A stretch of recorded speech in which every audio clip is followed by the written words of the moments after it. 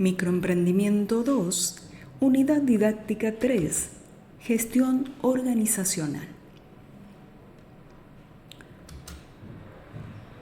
Las sociedades comerciales son las reguladas por la Ley 19.550.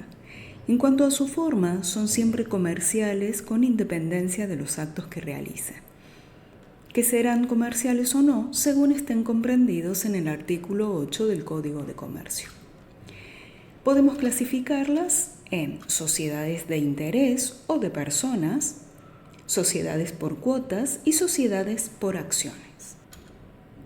La regularidad de las sociedades. La sociedad ajustada a un tipo con cumplimiento de todos los requisitos legales e inscripta en una sociedad regular con todos los efectos que la ley le otorga. Tenemos sociedades no constituidas regularmente, que son de hecho con objeto comercial. Son las uniones que no tienen contrato escrito, pero en las cuales los socios de hecho desarrollan una actividad comercial, o no aportaron tipo social, o no tienen contrato escrito, o no fueron inscritas en el Registro Público de Comercio. Y las irregulares, que nacen con la intención de ser regulares, pero por algún motivo de romper el acto constitutivo y por lo tanto caen en la categoría indicada de no constituidas regularmente. Adoptaron un tipo social, tienen un contrato escrito, pero no fueron inscritas en el Registro Público de Comercio. También están las sociedades constituidas regularmente. Y son las sociedades de personas, pueden ser colectivas, en comandita simple, de capital e industria. Las sociedades por cuotas por parte, que serían las SRL o las SA, es decir, las sociedades de responsabilidad limitada y la sociedad anónima. Y las sociedades por acciones, que son las de capital, son las en comandita por acciones. Las cooperativas. Esta forma asociativa está regulada por la Ley 20.337. Según la Alianza Cooperativa Internacional, en su declaración sobre la identidad y principios cooperativos, adoptados en Manchester en 1995. Una cooperativa es una asociación autónoma de personas que se han unido voluntariamente para hacer frente a sus necesidades y a sus aspiraciones económicas, sociales y culturales comunes por medio de una empresa de propiedad conjunta y democráticamente controladas. Es decir, la cooperativa es una empresa que se posee en conjunto y se controla democráticamente. Estas dos características de propiedad y control democrático son las que las diferencia de otros tipos de organizaciones como las empresas controladas por el capital o por el gobierno. Cada cooperativa es una empresa, en el sentido que es una entidad organizada que funciona en el mercado. Por lo tanto, debe esforzarse para servir a sus miembros eficiente y eficazmente. Se basa en valores como los siguientes, de ayuda mutua, de responsabilidad, de igualdad, el valor de la equidad y la solidaridad. Y siguen la tradición de sus fundadores. Sus miembros creen en los valores éticos de honestidad, de transparencia, de responsabilidad social y de preocupación por los demás. Ahora, estos valores se ponen en práctica en las cooperativas a través de principios cooperativos, como son la membresía abierta y voluntaria, el control democrático de los miembros. Las cooperativas son organizaciones democráticas controladas por sus miembros, quienes participan activamente en la definición de las políticas y en la toma de decisiones. Los hombres y mujeres elegidos para representar a su cooperativa responden ante los miembros. La participación económica de los socios. Los miembros contribuyen de manera equitativa y controlan de manera democrática el capital de la cooperativa. La autonomía e independencia. Las cooperativas son organizaciones autónomas de ayuda mutua controladas por sus miembros. Si entran en acuerdos con otras organizaciones o tienen capital de fuentes externas, Lo realizan en términos que aseguren el control democrático por parte de sus miembros y mantengan la autonomía de la cooperativa. Otro de los principios cooperativos es la educación, el entrenamiento y la información. Las cooperativas brindan educación y entrenamiento a sus miembros, a sus dirigentes electos, a los gerentes y empleados, de tal forma que contribuyan eficazmente al desarrollo de sus cooperativas. Otro principio es el de la cooperación entre cooperativas. Estas sirven a sus miembros más eficazmente y fortalecen el movimiento cooperativo, trabajando de manera conjunta por medio de estructuras locales, nacionales, regionales e internacionales, y el compromiso con la comunidad. La cooperativa trabaja para el desarrollo sostenible de su comunidad por medio de políticas aceptadas por sus miembros. Ahora bien, hay diferentes tipos de cooperativas. Toda entidad cooperativa nace y se origina con el propósito de satisfacer necesidades, y es así que existen diversos tipos de cooperativas como necesidades a satisfacer. Podemos clasificarlas de acuerdo al objeto social por el cual fueron creadas, y así encontramos a las cooperativas agropecuarias, que son organizadas por productores agropecuarios para abaratar sus costos y tener mejor inserción en el mercado. Otro tipo de cooperativas son las cooperativas de trabajo. Las forman trabajadores que ponen en común su fuerza laboral para llevar adelante una empresa de producción tanto de bienes como de servicios. Las cooperativas de provisión la integran asociados que pertenecen a una profesión u oficio determinado, pueden ser médicos, taxistas, comerciantes, etc. Están las cooperativas de provisión de servicios públicos. Los asociados son los usuarios de los servicios que prestará la cooperativa. Podrán ser beneficiarios de servicios tales como provisión de energía eléctrica, agua potable, teléfono, gas, etc. Otro tipo de cooperativas son las cooperativas de vivienda. Los asociados serán aquellos que necesitan una vivienda a la cual pueden acceder en forma asociada, tanto por autoconstrucción como por administración. Las cooperativas de consumo son aquellas en las que se asocian los consumidores para conseguir mejores precios en los bienes y artículos de consumo masivo. Cooperativas de crédito, que otorgan préstamos a los asociados con capital propio, y las cooperativas de seguros, que prestan a sus asociados servicios de seguros de todo tipo. Para desarrollar la actividad, tenemos que decir que el marco impositivo más adecuado. Hay que decidir sobre este punto.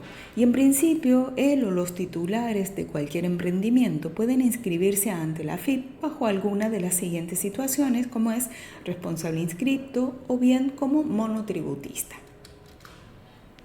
Una vez que se han analizado todos los aspectos del microemprendimiento y se decide llevar a cabo el mismo, se deben cumplir con las disposiciones legales, administrativas y municipales que se detallan, como son las administrativas.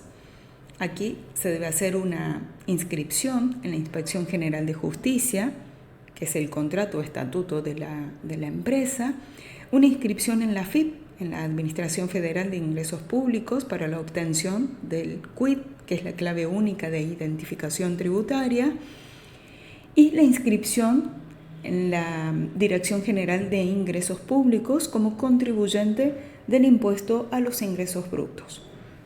También se deben cumplir con las disposiciones municipales, que es la habilitación municipal en la municipalidad de la jurisdicción donde se establecerá el negocio, para obtener el certificado de habilitación en el rubro propuesto, y se realiza completando un formulario el cual correspondiere a la actividad. Resulta fundamental contar con información contable adecuada para que el negocio funcione. Todas las operaciones del emprendimiento deben estar respaldadas por comprobantes de distinta índole, como por ejemplo documentos comerciales, como son las facturas, los remitos, cheques, etc., los contratos, comprobantes internos creados para situaciones que no tienen otra documentación, por ejemplo, un memorándum, fichas de stock de materias primas, etc. Y además de los documentos, necesitamos sistematizar las operaciones realizadas. Y para ello se cuenta con los libros de comercio, donde registraremos todas las transacciones que origine su emprendimiento y estén avaladas por los documentos comerciales. Entre ellos se pueden nombrar al libro diario, al libro mayor, el libro de inventario y balance, etc. Recordemos que el libro mayor es un libro auxiliar, en el que pasan los débitos, créditos y saldos de cada cuenta según los registros del libro diario. El libro diario brinda una información complementaria que nos permite conocer el movimiento de cada una de las cuentas y el saldo de las mismas. Para realizar el pase del libro diario a los libros mayor, se copian los débitos y créditos de cada cuenta. Luego se suma el total de los débitos, es decir, la columna del debe, y el total de los créditos, el total de la columna que da el haber, y por diferencia se obtiene el saldo. Es decir, que el debe más el haber es igual al saldo. Hay que recordar que el saldo es deudor cuando el debe es mayor que el haber. El saldo es acreedor cuando el haber es mayor que el debe. La cuenta está saldada o cancelada cuando el debe es igual al haber y la empresa llevará tantos libros mayor como cuentas utilice.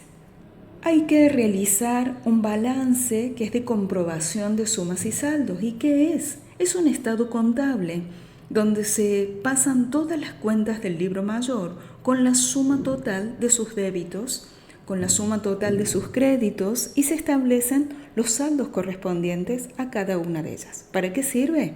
Su finalidad es comprobar si los pases del libro diario al libro mayor fueron todos los que debían hacerse y si coinciden entre sí.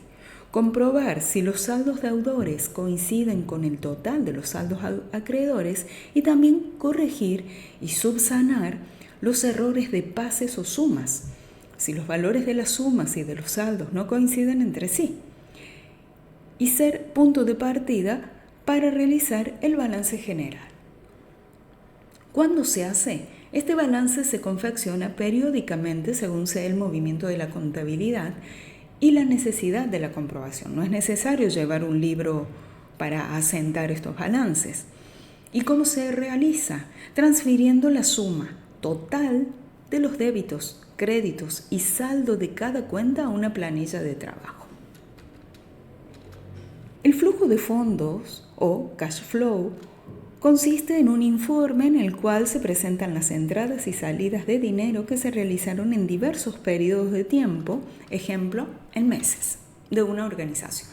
Básicamente se trata de una planilla en la que para cada periodo se detallan el saldo inicial de la caja, los ingresos y egresos de dinero, el resultado del periodo y el saldo final de caja.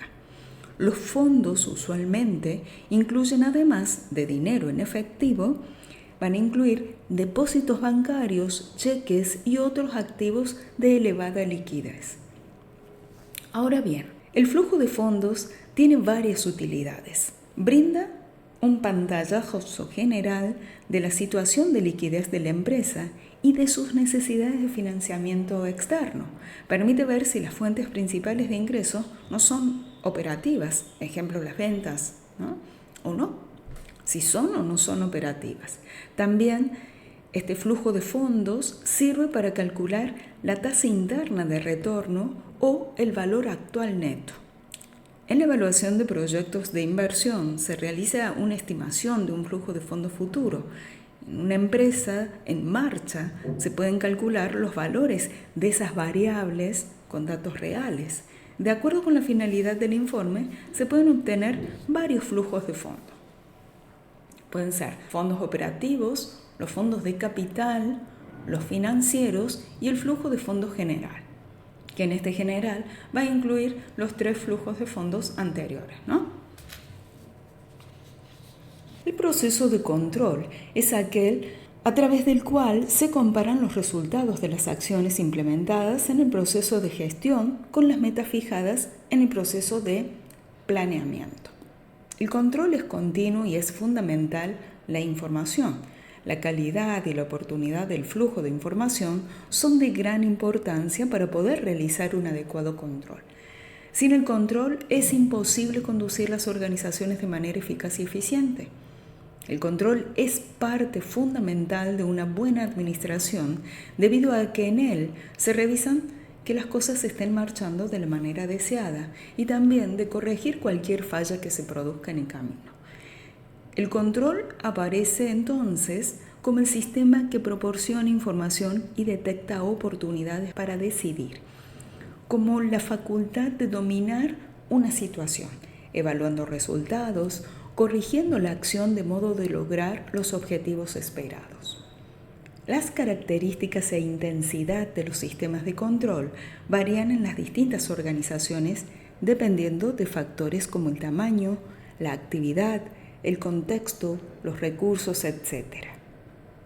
Entre las diferentes técnicas de control se pueden mencionar la contabilidad, la auditoría, los presupuestos, reportes, archivos, gráficas y diagramas, proceso, procedimientos, etc.